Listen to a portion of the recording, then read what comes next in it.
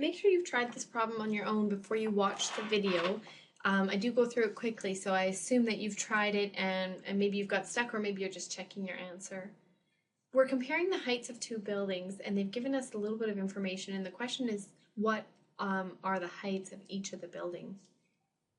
So they told us that they're 45 meters apart, and let me just read this other part. The angle of elevation of the top of the Gamma Pro building, from the Metro building is 24 degrees. So from the Metro, elevated up is 24 degrees. And the angle of depression to the foot of the Gamma Pro building is 56 degrees. So from the Metro down is 56 degrees. And again, if the buildings are 45 meters apart, how tall is each building? Let's start by trying to calculate the height of the Metro building. I can assume that the Metro building and the ground meet each other at 90 degrees. And I want to determine the height. So I know the length of the opposite side, and I want to know the length of the adjacent side.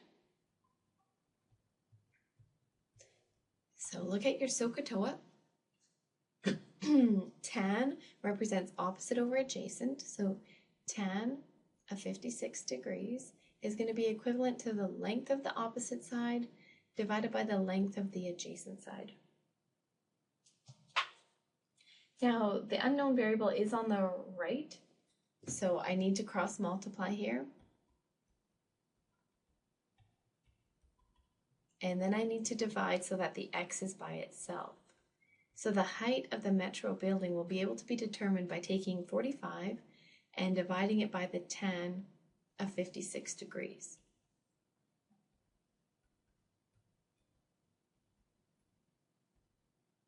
So the height I'm getting is 30.35 meters. I don't want to round too much. So let's say the height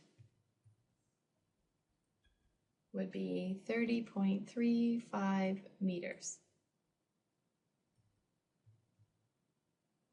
So I got the height of the first building.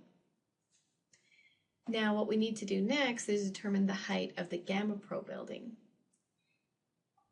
Now what you maybe have noticed is that the Metro building sits about this tall when it's compared to the Gamma Pro building. So we know that that's 30.35 meters. So what you can really focus in on is the small triangle that's sitting on top here. It does have a right angle here, and we know that 24 is there, and all we need to determine is the length of the opposite side, because we know this adjacent side is 45. So we actually get to use tan again.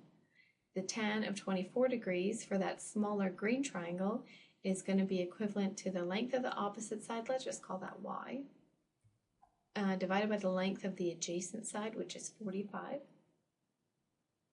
So 45 multiplied by the tan of 24 degrees will give us that additional height. How much taller is the Gamma Pro building than the Metro? And then to find the entire height, we can take that difference and add the 30.35.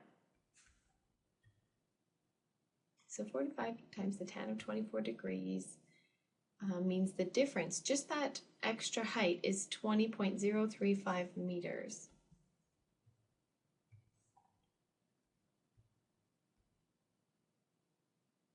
Let's call it 20.04 meters is this.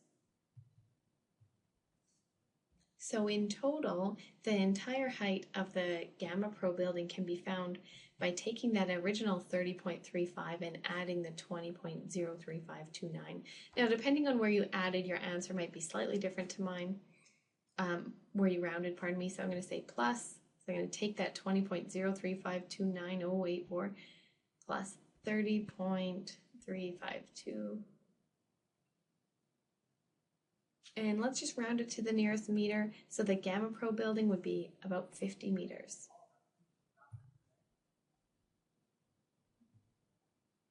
Whereas the Metro was 30. Always answer with the sentence here. The Metro